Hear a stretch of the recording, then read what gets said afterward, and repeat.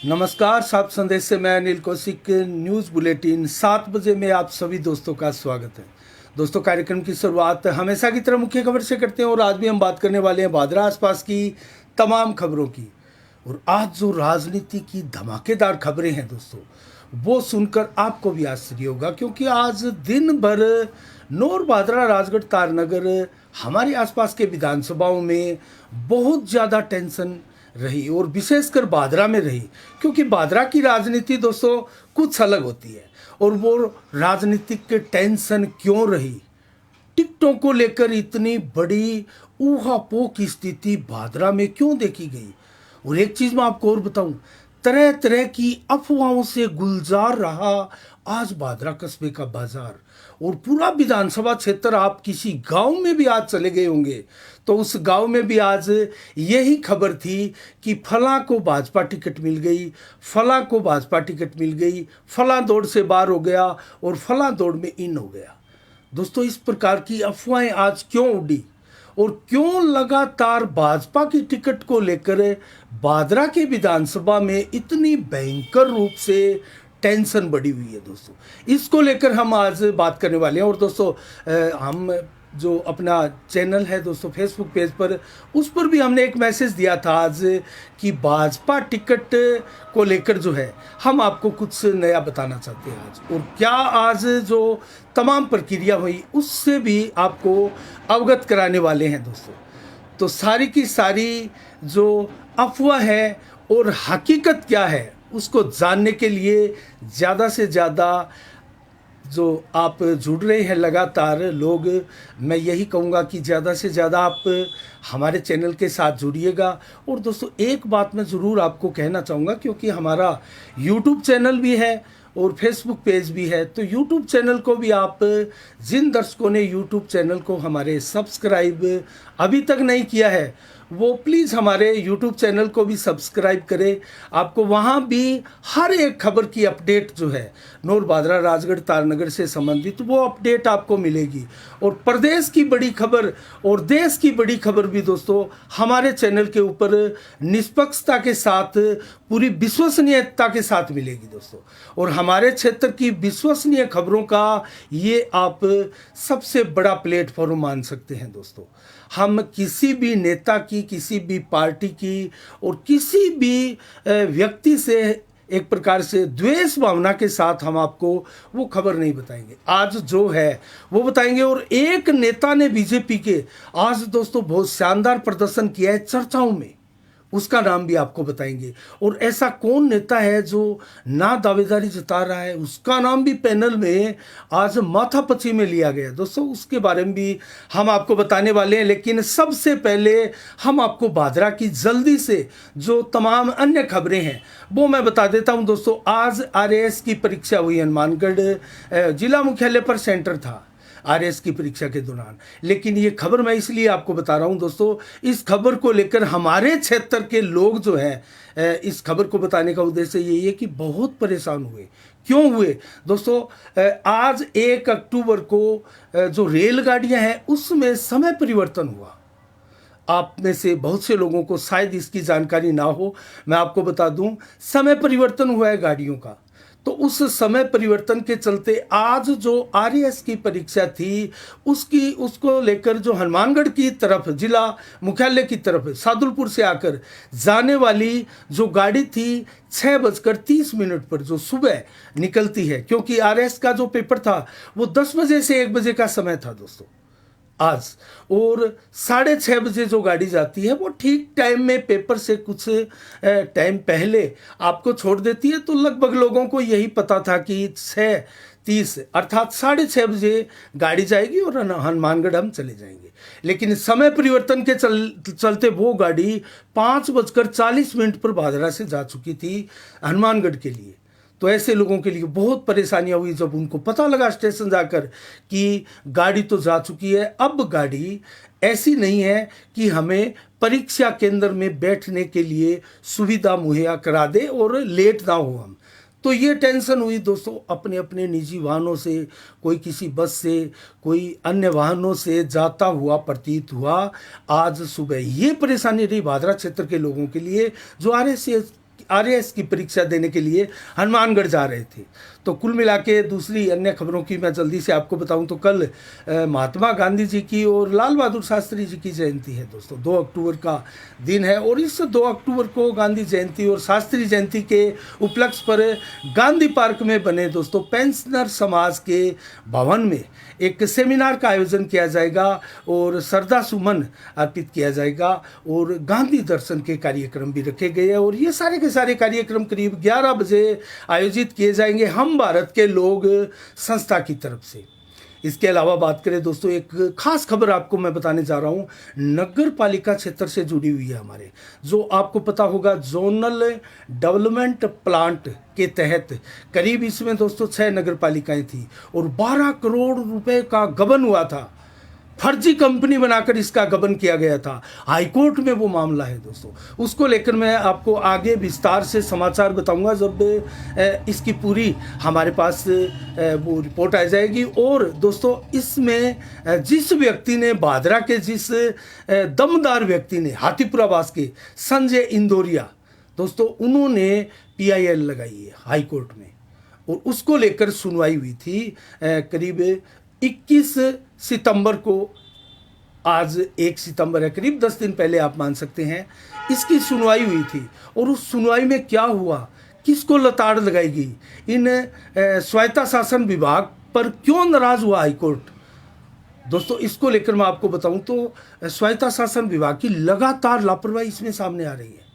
और शासन सचिव को तो तलब किया है जो कि 11 अक्टूबर को उनकी पेशी होगी। इसी महीने 11 अक्टूबर को 10 दिन बाद में उनकी पेशी होगी और उनसे पूछा जाएगा इसको लेकर सवाल जवाब, क्योंकि पेशी पर नहीं जा रहे स्वायत्ता शासन विभाग के। और ये जो 12 करोड़ का घोटाला, पालिकाएं कौन सी थी? भादरा, राजगढ़, ताल छापर, विद्यासर और डूंगरगढ़ के अलावा एक रतन नगर पालिकाएं थी, वहां पर घोटाला हुआ था। और भादरा की बात करें तो उस समय रईसा बानो चेयरमैन थी भादरा की। और दोस्तों उस समय ये जो घोटाला था वो हुआ था और उसकी जांच भी हुई। और उसकी जांच रिपोर्ट क्या थी, सारी रिपोर्ट आपको आगे 2-3 दिन बाद में हम देने वाले हैं। पूरी की पूरी ये 6 की 6 जो विधानसभा क्षेत्र है, जो पालिका क्षेत्र है, वो दोस्तों बीकानेर संभाग की है। इसके अलावा बात करें दोस्तों अन्य खबरों की, तो एक खबर मैं आपको बताने जा रहा हूँ दोस्तों। आज जो भाजपा की कल एक बैठक हुई और जो चर्चाओं का बाजार गर्म रहा, उसको लेकर ही मैं एक छोटी सी खबर आपको बताऊं। भादरा की प्रबंधन समिति और समन्वय समिति बनाई हुई है, उसकी एक बैठक 2 दिन पहले हुई थी। उसका अर्थ क्या है दोस्तों? समन्वय, जो अलग अलग टिकटार्थी है उनको एक जाजम पर लाना, एक मंच पर लाना, सभी भाजपाइयों को, ये इसका उद्देश्य। और प्रबंधन समिति, इसमें हर करीब नेता जो दावेदार है उनके ही व्यक्ति इसमें शामिल किए गए और संगठन के लोग इसमें शामिल हैं। वो सारे के सारे मैनेज करेंगे, कैसे चुनाव होगा, कैसे हमें लड़ना है, किस प्रकार बूथों पर किन की ड्यूटियां लगेगी, ये सारी चीज़ें। और जिला अध्यक्ष एक प्रकार से इनके अधिकारी नियुक्त होते हैं दोस्तों। और वैसे अगर देखा जाए तो यहाँ विधानसभा प्रभारी होते हैं, चंद्राराम गुरी जो विधानसभा के प्रभारी है। और यहाँ संयोजक जो बनाए गए हैं दोस्तों विधानसभा के, वो बनाए गए अनूप सिंह शेखावत को। तो उनके नेतृत्व में ये सारी की सारी कार्रवाइयाँ होनी हैं।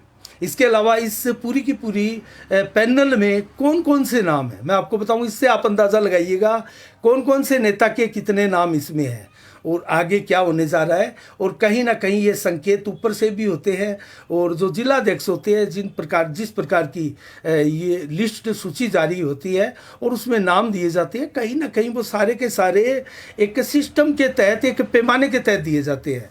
जिसमें मैं आपको बताऊं तो नाम इसमें राजकुमार शर्मा, राममूर्ति मेला, हवा सिंह सहू, नंदलाल सैनी, संदीप साई, योगेश शर्मा एडवोकेट, सौरभ मित्तल, जगदीश मैरिया, सत्य प्रकाश चाहर, इसके अलावा जगदीश गर्ग और राष्ट्रवर्धन सिंह, सुशील बड़वेवाला, रोशन वाल्मीकि और पूजा मेघवाल आदि आदि ये नाम है दोस्तों जो प्रबंधन समिति है। इसके अलावा दोस्तों समन्वय समिति भी है। तो इसका उद्देश्य मैंने आपको बताया दोस्तों। अब विस्तार से हम आगे बताएंगे, समीक्षा करेंगे, उस समय पूरी बात हम आपको बताएंगे। अन्य खबरों की ओर चलें तो दोस्तों एक खास आज रैली निकाली गई कस्बे के बाज़ारों से। और वो रैली निकाली गई खिलाड़ियों को लेकर, जो कि जिला स्तर पर, राज्य स्तर पर शानदार प्रोग्राम दिखाने वाले, प्रदर्शन करने वाले जो क्षेत्र के, इलाके के तमाम जो खिलाड़ी थे, उनको लेकर रैली निकाली गई। और इसका पूरा मैनेज किया दोस्तों संबा सती, दादी संबा सती सेवा संस्थान जो है उसके अध्यक्ष ने, उसके प्रमुख ने, विनोद सैनी, माफ कीजिएगा ये नाम आप जान गए होंगे, प्रमुख समाज सेवी है भादरा क्षेत्र के विनोद सैनी। और सारी व्यवस्थाएं ये की और सभी खिलाड़ियों का सम्मान किया, कोच का सम्मान किया, गुरुजन का उनका सम्मान किया और रैली निकाली। और इस कार्यक्रम में दोस्तों अनेक गणमान्य जनों ने भी भाग लिया, छात्रों ने भी भाग लिया, कई खिलाड़ियों ने भी भाग लिया। इसके अलावा अब मैं आपको बताऊं दोस्तों अन्य खबर में, जल्दी से आपको खबर बताऊंगा, ले चलूंगा, आपको इंतजार है उस समीक्षा में। और उस समीक्षा में आज हम दूध का दूध और पानी का पानी कर देंगे, कौन आगे है कौन पीछे है, किसके प्रयास कितने सार्थक है। तो कुल मिला के भिलानी में भी एक सम्मान समारोह आयोजित हुआ, उसकी खबर भी मैं आपको जल्दी से बता दूं। 2014 से निरंतर जारी है ये सम्मान समारोह। विक्रम सिंह लंबोरिया समर्ति ये सम्मान समारोह आयोजित होता है और अपने सुपुत्र विक्रम की समर्ति में उनकी दादी जी श्रीमती नाथी देवी द्वारा दोस्तों ये कार्यक्रम आयोजित किया गया। और 10वीं में प्रथम आने वाले छात्र छात्राओं का इसमें सम्मान किया जाता है। 5100 रुपये, शॉल, समर्ति चिन्ह आदि देकर छात्र का सम्मान इस प्रकार किया जाता है कि उसको एक प्रकार से मोटिवेशन मिलता है छात्रों को। अगर ऐसा सम्मान भामाशाह और ऐसे परिवार के सदस्य या कोई संस्था दोस्तों करे तो कम से कम छात्रों में स्ट्रेस कम होगा, उनको एक प्रकार से मोटिवेशन मिलेगा पढ़ाई में, कुछ अच्छा करने में। और खेलों में भी इस प्रकार का मोटिवेशन बहुत ज़रूरी है दोस्तों, जैसा विनोद सैनी ने आज रैली निकाल कर किया था। तो इसमें कार्यक्रम हुआ और इसमें दोस्तों अनेक लोग इसमें शामिल हुए, मदन लाल लंबोरिया, सुरेंद्र राव, रोशनी देवी, इसके अलावा कमलेश कुमार आदि अनेकों लोग इसमें कार्यक्रम में शामिल हुए। अब मैं आपको वो खबर बताऊंगा जो लगातार निरंतर धरना प्रदर्शन के रूप में भादरा क्षेत्र में जारी है। भिलानी गांव में जो धरना प्रदर्शन किसानों का जारी है, बजरंग सहारण के नेतृत्व में वो अनवरत लगातार जारी है। जबकि कल से एक धरना और बढ़ चुका है डाबड़ी में, डाबड़ी बस स्टैंड पर भी अब लगातार किसानों का धरना आप देख सकते हैं। तो 2 धरने लग चुके हैं। अब बजरंग सहारण ने ऐलान किया है दोस्तों, नई घोषणा की है, 5 अक्टूबर को आक्रोश प्रदर्शन किया जाएगा सुबह 9 बजे वीडीएस पेट्रोल पंप से लेकर एसडीएम कार्यालय तक, और उपखंड कार्यालय का घेराव किया जाएगा किसानों के द्वारा।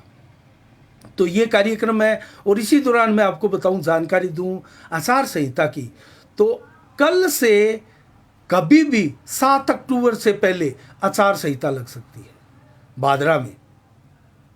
तो दोस्तों कुल मिला के आप देखें तो धरना प्रदर्शन लगातार जारी है। इसका भविष्य क्या होगा ये तो आगे दोस्तों बजरंग सहारण जाने, प्रशासन जाने और जो धरनार्थी बैठे हैं वो जाने।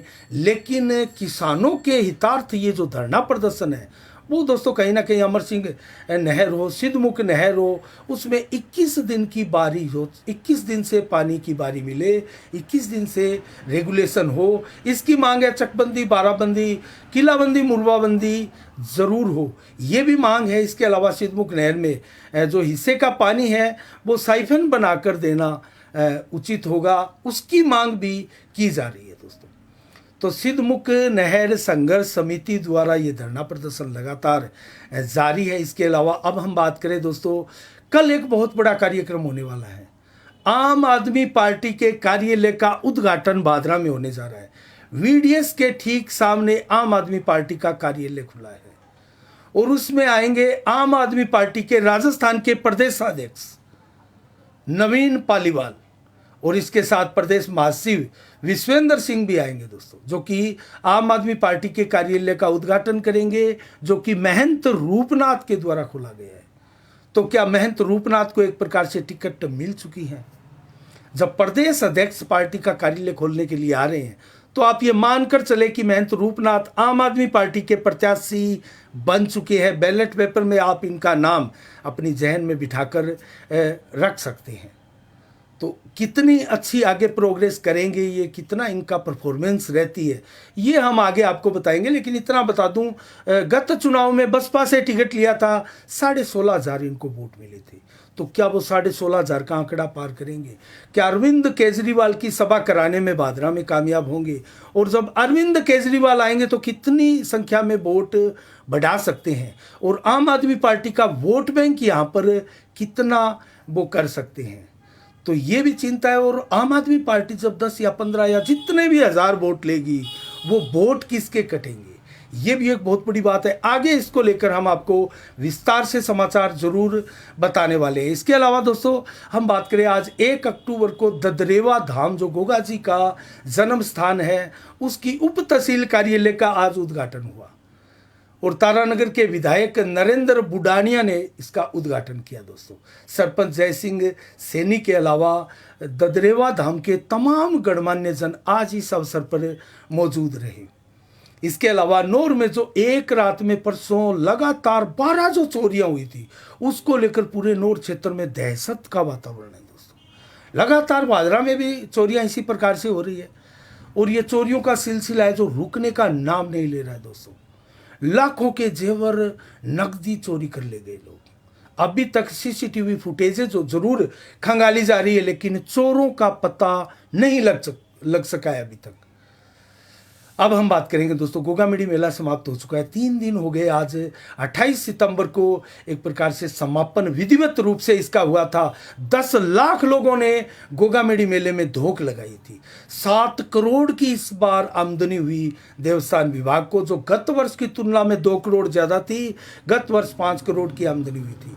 और पशु मेले में भी बहुत ज़्यादा आमदनी नहीं हुई, और 3335 के करीब ऊँट आए थे, 3335, और 1272 ऊँटों की बिक्री यहाँ हुई है। तो कुल मिला के विभाग पे ही प्राप्त हुए ऊँटों की बात करें दोस्तों, गोगामेडी में एक क्षेत्र में ऐसा नर कंकाल मिला है, 2 महिला का और पुरुष का, जिससे पुलिस के हाथ पांव फूल गए हैं। दोस्तों, एक खेत में पड़ा मिला, एक गंवार की फसल के बीच में, और उस जो खेत का मालिक था, उन्होंने सूचना दी पुलिस को कि इस प्रकार से मेरे खेत में ग्वार की फसल के बीच में एक महिला का और एक पुरुष का शव पड़ा है।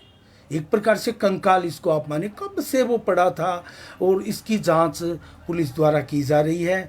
और कुल मिला के खेत के मालिक भरत सिंह पुत्र हरदयाल जाट ने दोस्तों, जो कि नांगल गांव का रहने वाला है, कल शुक्रवार को एक प्रकार से पुलिस में इतला देकर, परसों शुक्रवार को जो है थाने में ये अवगत करवाया था, और इसकी रिपोर्ट दर्ज करके पुलिस गहनता के साथ जांच में जुटी है कि आखिर ये सब किसके है। अभी तक सूचना हमारे पास यही है कि शिनाख्त नहीं हो पा रही है। तो इसी प्रकार कलाना में भी एक हनी ट्रैप का मामला दोस्तों सामने आया, और कल से कलाना गांव में भी जो टेंशन का वातावरण है, और भादरा मोर्चरी में यहाँ उस शव को रखा गया पोस्टमार्टम के लिए। और दोस्तों, बड़ी संख्या में रात भर भी लोग, कलाना गांव के लोग भादरा अस्पताल में जमे रहे। इसके अलावा दोस्तों बात करें अब उस खबर की जिसका इंतज़ार आपको था, आज की वो खबर, क्योंकि राजनीतिक ये समय है दोस्तों, और चुनाव का समय एकदम नज़दीक आ चुका है। 2023 के जो विधानसभा के 5 राज्यों के चुनाव होने हैं, उनमें छत्तीसगढ़, मध्य प्रदेश की तो चुनावी सूचियां लगातार धड़ाधड़ आ रही है, लेकिन राजस्थान की सूचियां नहीं आ रही है अभी। ना कांग्रेस की आ रही है, ना भाजपा की आ रही है, ना ही किसी आम आदमी पार्टी की भी आ रही है। अन्य भी कई पार्टियां चुनाव लड़ेगी, उनकी भी सूचियां नहीं आ रही है दोस्तों। तो अब हम बात करेंगे दोस्तों उसी विषय पर, भारतीय जनता पार्टी की टिकट को लेकर क्यों भादरा क्षेत्र में आज दिन भर टेंशन रही, अफवाहों का बाजार गर्म रहा। अफवाह हम इसलिए कह रहे हैं दोस्तों, क्योंकि उसमें सच्चाई नहीं थी। जो खबरें रहकर आ रही थी और आपने सुनी होगी, उन खबरों में सच्चाई बहुत कम थी। हाँ, माथापच्ची हुई है। नौर भादरा आसपास की जो सी कैटेगरी की टिकटें हैं, उसमें राजगढ़ को छोड़कर, राजगढ़ की टिकट जो है वो डी कैटेगरी की है, लेकिन तारानगर, नौहर और भादरा, इन तीनों ही विधानसभाओं की टिकटें जो है सी कैटेगरी की थी। और सी कैटेगरी की टिकटों में इसी क्षेत्र के लिए कल से दोपहर से माथापच्ची का दौर जारी है। चाहे वो जयपुर में हो, लेकिन डेरा डाले बैठी हैं दिल्ली तक में, क्योंकि दिल्ली में भी एक बैठक, कल अहम बैठक होने जा रही है। और सोमवार को भारतीय जनता पार्टी की पहली सूची आ सकती है। ये बहुत बड़ी खबर है दोस्तों, बहुत बड़ी ब्रेकिंग खबर है। सोमवार को कल भाजपा की पहली सूची आ सकती है, लेकिन पहली सूची में मैंने जो 3 विधानसभा का नाम बताया, उन तीनों विधानसभाओं के नाम नहीं होंगे, ये तय है।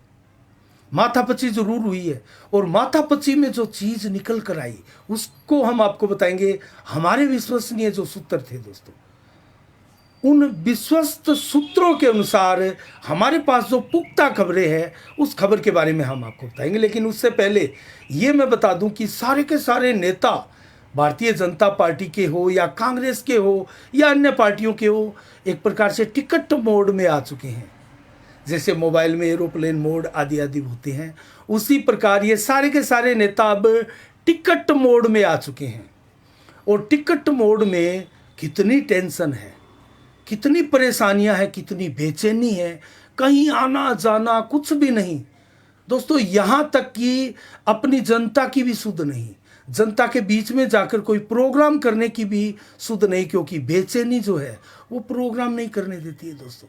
क्योंकि शब्द क्या बोलेंगे, दिमाग के ऊपर तो वो टिकट मोड जो है वो हावी है। तो ऐसे में नेता सारे के सारे भारतीय जनता पार्टी के तो दिल्ली जयपुर के रेस में हैं, और अपने अपने जो उच्च संपर्क स्थापित वाले नेता हैं उनकी शरण में है, उनके फोन कराने में व्यस्त है, उनको उस बैठक में भेजने में व्यस्त है। जो बैठक में जा सकते हैं, जो कद्दावर लीडर हैं, वो उनको भेजने में और अपने नाम की सिफारिश करने के लिए दोस्तों बार बार बड़ी बेचैनी के साथ नेता जो है, सारे के सारे नेता दिल्ली जयपुर में हैं, दिल्ली और जयपुर में। और तो और दोस्तों, हेमंत पचार भी दिल्ली में ओपी माथुर से मिले थे। वो भी कहीं ना कहीं मानकर चल रहे हैं कि मैं युवा हूं और युवा को टिकट दी जाए, और युवा को टिकट मिलेगी तो मुझे मिलेगी, इस प्रकार आश्वस्त है हेमंत पचार भी। लेकिन पैनल में नाम जिनके 3 लोगों के थे, वो बड़े धुरंधर खिलाड़ी है दोस्तों भादरा के। एक दो तो पूर्व विधायक है दोस्तों, संजीव बेनीवाल, जयदीप डूडी, और एक नवांतुक नेता है एसपी सिंह। बहुत बड़ा नाम है, अच्छी खासी मेहनत भी कर रहे हैं। लेकिन इन तीनों के पैनल में क्या माथापच्ची हुई, और जयदीप डूडी ने कितना बड़ा करिश्मा किया कि जयदीप डूडी की चर्चाएं आज दिन भर सुनी गई।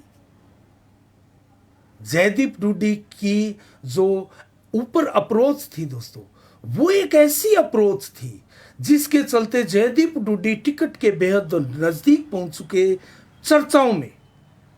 अभी टिकट नहीं मिलने वाली है, लेकिन चर्चाओं में, क्योंकि चर्चाओं के द्वारा जो बातें रिस कर बाहर आती है, उसी के द्वारा कार्यकर्ता अपने नेता का दोस्तों झंडा बुलंद कर देते हैं। कहीं कोई बंगले पर, भवन पर झंडा लगा रहे हैं, तो झंडा तो भारतीय जनता पार्टी में जब से वो आए हैं, तो झंडा तो उनको उसी समय लगा लेना चाहिए था। आज झंडा लगाने का क्या औचित्य है? क्या उनको इतने दिन तक विश्वास नहीं था कि टिकट नहीं मिलेगी? अब उनको विश्वास हुआ है कि टिकट मिलेगी और वो झंडा लगा रहे हैं दोस्तों। हम किसी का नाम नहीं लेना चाहते। और जयदीप डूडी जो एक प्रकार से दौड़ से ही बाहर थे, हम भी आपको बार बार बता रहे थे, संजीव बेनीवाल और एसपी सिंह प्रमुख गंभीर उम्मीदवार ये 2 हैं। हालांकि हेमंत पचार ये सारे ही हैं उम्मीदवार तो, लेकिन सबसे बड़े दावेदार हमने 2 बताए थे। लेकिन आज एसपी सिंह पिछड़ते हुए दिखाई दिए दोस्तों। जयदीप डूडी बहुत ज्यादा आगे आए, लेकिन संजीव बेनीवाल आज भी अपने स्थान पर अड़ी गए और अटल है। वो डगमगाए नहीं है, वो पीछे नहीं आए हैं, वो कहीं डावाडोल नहीं हुए हैं। ये भी एक कड़वी सच्चाई है। इन तीनों नेताओं के पैनल में जो माथापच्ची हो रही है, उसको लेकर भी, उस माथापच्ची के दौर में जयदीप डूडी का नाम किसी एक ऐसे अप्रोच की वजह से दोस्तों सुर्खियों में आया है। तो वो कौन सी अप्रोच है हम आपको ज़रूर आगे बताएंगे। लेकिन दोस्तों अभी आज जो आपने दिन भर जो चर्चाएं सुनी, वो मैं दावे के साथ कह सकता हूं अफवाह के अलावा और कुछ नहीं थी। और मैं जो मान रहा हूं, मैं जो आपको कह रहा हूं, वो भी हमारे सूत्र के अनुसार हम दोस्तों आपको वो खबर बताते हैं और उसकी विश्वसनीयता के प्रति हम तो आश्वस्त होते हैं, लेकिन आप उस खबर के प्रति आश्वस्त है या नहीं है, उस पर आप विश्वास करें या नहीं करें, उसके लिए आप स्वतंत्र हैं दोस्तों। कोई ज़रूरी नहीं कि आपको हमारी बात माननी ही चाहिए, कोई ज़रूरी नहीं। हो सकता है हमसे ज़्यादा कहीं सूत्र आपके काम कर जाए, क्योंकि आपके तार भी कहां कहां किस रिश्तेदारी और किस जगह हो सकते हैं, ये भी है दोस्तों। लेकिन हमारा काम ही है आपके लिए दिन भर ऐसी खबरें जुटाना और दिखाना, और उनकी विश्वसनीयता, उनकी निष्पक्षता, उनकी ईमानदारी दोस्तों हमारी पूंजी है। इसलिए हम उन खबरों को कम से कम आपको बरगलाने की उद्देश्य से या आपको भ्रमित करने के उद्देश्य से कतई नहीं बताते, कतई नहीं दिखाते। तो हम यही कहेंगे, टिकट के लिए अभी हमें और इंतजार करना पड़ेगा। और एक चीज मैं आपको दावे के साथ पुख्ता तौर पर कहूं तो हो सकता है सोमवार को प्रथम सूची आ जाए भाजपा की टिकटों की। उसमें नाम कितने ही हो सकते हैं, 2-4 कम भी हो सकते हैं, लेकिन 65 प्लस की ये सूची हो सकती है, 65 प्लस की। लेकिन राजगढ़, नौर और राजगढ़, माफ कीजिएगा, राजगढ़ नहीं, तारानगर, नौर और भादरा इसमें शामिल नहीं होगा, ये पुख्ता बात है। लेकिन अगली सूची कब जारी होगी? अगली सूची पितृपक्ष के बाद में दोस्तों, 14 अक्टूबर तक ये पितृपक्ष चलेगा। श्राद्ध जो वर्तमान में चल रहे हैं दोस्तों, वो श्राद्ध पक्ष चलेंगे और 14 के बाद 15 तारीख को ही आ सकती है दूसरी सूची, या 15 के बाद कभी भी आ सकती है। इसकी संभावनाएं बहुत ज़्यादा है और इसके बारे में हम अभी भी कोई भी विश्वसनीय तौर पर आपको नहीं बता सकते दोस्तों, क्योंकि सी कैटेगरी में बहुत ज़्यादा माथापच्ची है। ये वो टिकटें हैं जो कभी जीतती है, कभी हारती है। यहाँ समीकरण भी अलग अलग है और नेता भी ज़्यादा है और मजबूत दावेदार एक से अधिक है। तो ऐसी सारी की सारी जो विधानसभाएं हैं वो लगभग सी कैटेगरी में हैं। बहुत ज़्यादा माथापच्ची की इन टिकटों में आवश्यकता पड़ती है। और मुझे तो याद नहीं आता कि किसी पिछले 20-25 सालों से भाजपा या कांग्रेस की पहली सूची में भादरा का नाम आ गया हो। भादरा का नाम दोस्तों दूसरी या तीसरी, चौथी सूची में आता है। तो ये देखने वाली बात है। और आचार संहिता 7 अक्टूबर से पहले लगने वाली है, ये मैं आपको पुख्ता तौर से बता सकता हूँ। और कल 2 अक्टूबर के बाद में कभी भी लग सकती है। इसके अलावा जो दोस्तों जो एक पैनल में नया नाम आया था उसके बारे में भी मैं क्लियर कर दूं आपको। 3 पैनल में नाम थे, जयदीप डूडी, SP सिंह और संजीव बेनीवाल। ये 3 बड़े धुरंधर के नाम पैनल में थे, लेकिन एक नाम और पैनल में जुड़ा है दोस्तों। और इन तीनों में एक नाम पर जो है एक नाम पिछड़ा है दोस्तों। चर्चा में पैनल में तो होगा वो, लेकिन सूची से बाहर गया या नहीं गया। और पैनल में 3 नाम के अलावा अगर 4 लिया तो वो कैसे लिया? क्योंकि भाजपा आला कमान का निर्देश था कि पैनल 3 नाम का भेजा जाए और उनकी पूरी की पूरी तीनों इनामों की सारी रिपोर्ट सेंटर में भेजी जाए। तो ऐसे में वो चौथे नाम का तुक क्या है? और जो वो नाम आया है तो क्या वो RSS लॉबी ने दिया है? क्या RSS लॉबी प्रभावशाली है? और प्रभावशाली है तो वो कितनी प्रभावशाली है? और इस प्रकार से जो नाम गया है क्या वो उस मेन पैनल में जगह बनाकर टिकट भी प्राप्त कर सकता है?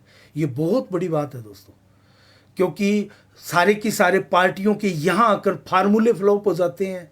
दावे पैनल जो एक प्रकार से फार्मूला बनता है, जिताऊ को टिकट, सर्वे को टिकट। दोस्तों 5 सर्वे से कहीं ज़्यादा सर्वे हो चुके हैं अब तक। और अगर टिकट देनी है, मैं एक एग्जांपल दूंगा दोस्तों आपको, उससे आप समझिएगा इन पार्टियों की मनोदशा इस स्थिति पर आकर जहां टिकट जारी करनी होती है। आपको 2015 में भादरा में जो नगर पालिका का चुनाव हो रहा था उसका स्वयं जो स्मरण करना होगा दोस्तों। अशोक सैनी टिकट मांग रहे थे भारतीय जनता पार्टी की, और बड़े समर्थकों के साथ वो लोहारी वाला अतिथि सदन में पर्यवेक्षक आए हुए थे, वहां पहुंचे थे। और वहां दूसरे जो टिकटार्थी थे, जो टिकट मांगने वाले थे, वो थे कृष्ण बलदेव शर्मा, आपको याद होगा। लेकिन कृष्ण बलदेव शर्मा के साथ महज 10-15-20 लोग थे, लेकिन वो टिकट के प्रबल दावेदार थे। कारण कि दयानंद खोखेवाला यहाँ उस समय भी नगर मंडल अध्यक्ष थे, और उन्होंने, उनके खास है, आपको पता ही है, राहुल कसवां, राम सिंह कसवां। उस समय राम सिंह कसवां अड़ गए थे, भिड़ गए थे, डट गए थे प्रदेश नेताओं के सामने भारतीय जनता पार्टी के, और उन्होंने कहा कि मुझे ये भादरा की चेयरमैन की टिकट चाहिए, और ये नाम है कृष्ण बलदेव शर्मा का। अशोक सैनी की टिकट के लिए उन्होंने भरसक प्रयास किया और पार्टी से इस्तीफा देने की धमकी तक दी।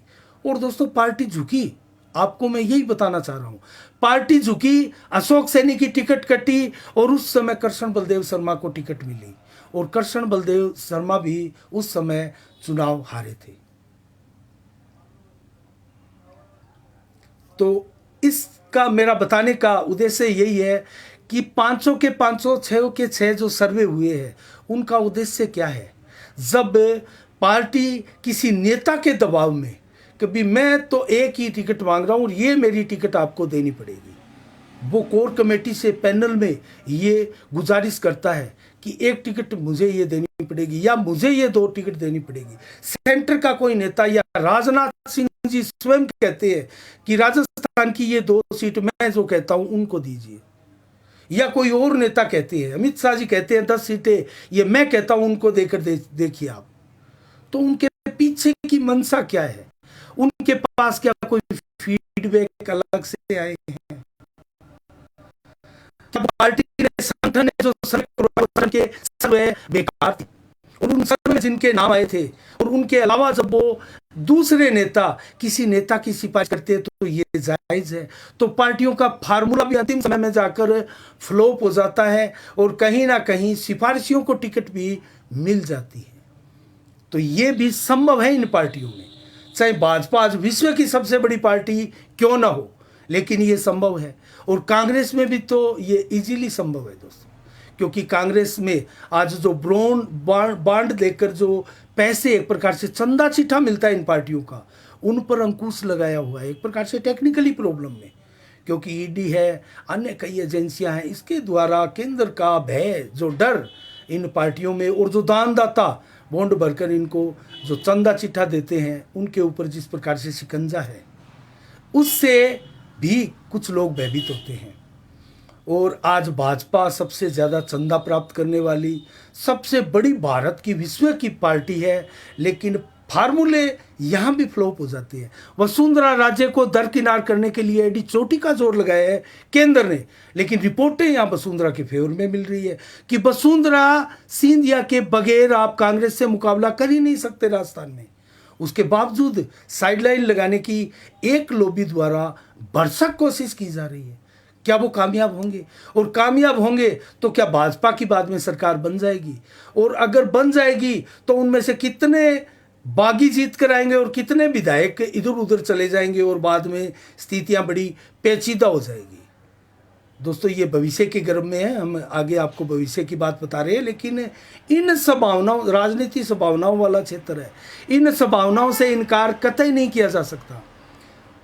और हो सकता है वसुंधरा जैसी धुरंधर लीडर भी कहीं ना कहीं टिकटों की सूचियां जारी होते होते अपना आपा ना खो दे, ये भी हो सकता है, कुछ भी हो सकता है। तो दोस्तों आज की समीक्षा में इतना ही, और जो नया नेता आया है उसका नाम मैं आपको बताऊं तो वो नाम बजरंग सारण का लिया जा रहा है, कि बजरंग सारण ने एंट्री मारी है भाजपा के उस पैनल में, पैरासूट एंट्री मारी है। और पैरासूट एंट्री कितनी कामयाब होती है, क्या उसमें जगह बनाने में कामयाब रहे? क्या 3 से +1 4 हुए हैं, या फिर एक नाम उन धुरंधरों से बाहर हुआ है? और बाहर हुआ है तो वो कौन सा था? और जयदीप डूडी कितने आगे चले गए आज की चर्चाओं की माने? और उनका जो एक वो स्रोत था माथापची में, जिन्होंने दबाव बनाकर आज ये कंडीशन लेकर आए, और कहीं ना कहीं जयदीप डूडी भी आज बहुत खुश होंगे सारी चर्चाएं सुनकर। तो कभी आपने चर्चा सुनी होगी एसपी सिंह को टिकट मिल गई, कभी आपने चर्चा सुनी होगी संजीव बेनीवाल को टिकट मिल गई, और कभी आपने चर्चा सुनी होगी कि जयदीप डूडी को टिकट मिल गई। तो ये सारी की सारी अफवाह थी, इनमें दम नहीं था। तो दोस्तों आज के लिए इतना ही। आज 1 अक्टूबर को अंतर्राष्ट्रीय वृद्धजन दिवस धूमधाम से मनाया जा रहा है दोस्तों। और आंध्र प्रदेश आज के दिन अलग राज्य बना था भारत का 1953 में। 1978 को आज के दिन लड़कियों की जो आयु विवाह के लिए 14 वर्ष थी उसको बढ़ाकर 18 किया गया, और लड़कों की जो आयु 18 थी उसको बढ़ाकर 21 किया गया था आज के दिन 1978 को। तो आज के दिन दोस्तों इतना ही। अब मंडियों के भाव संडे को अधिकांशतः मंडियों में नहीं होते हैं दोस्तों। तो मौसम का मिजाज बताऊं तो 1 अक्टूबर को आज 30 से 34 डिग्री टेम्परेचर रहा। दिन भर 11 से 18 किलोमीटर की रफ्तार से हवाएं चली, लेकिन 25 से 30% बादल आसमान में छाए रहे। बरसात की कतई कोई गुंजाइश संभावनाएं मौसम विभाग द्वारा नहीं बताई गई थी। और कल 2 अक्टूबर को भी 25 से 33 डिग्री टेम्परेचर दिन भर और मैक्सिमम 35 से 37 दोपहर को रहेगा, जबकि 4 से 14 किलोमीटर की रफ्तार से हल्की हवाएं भी चलेगी, और मात्र 0% से 20-25% ही बादल आसमान में छाए रहेंगे, अर्थात मौसम साफ रहेगा। और रात्रि को भी इसी प्रकार से मौसम साफ रहेगा।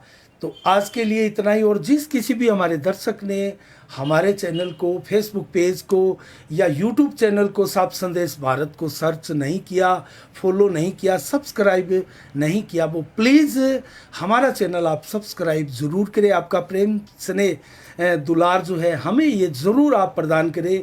और इसके अलावा दोस्तों हम आपके लिए रोज़ाना लेकर आते हैं हर तरह की खबरें, और विश्वसनीय खबरें, ईमानदार, सटीक, निष्पक्ष खबरें आपको दिखाने का प्रयास हम करते हैं। कहीं कोई किसी नेता के साथ, किसी पार्टी के साथ तय नहीं है। और आज के लिए दोस्तों 7 बजे फिर आपसे मिलेंगे। और इस खबर को आपको अच्छा लगे वीडियो तो शेयर ज़रूर कीजिएगा। तो साफ संदेश से मैं अनिल कौशिक, नमस्कार, जय भारत, जय जय राजस्थान।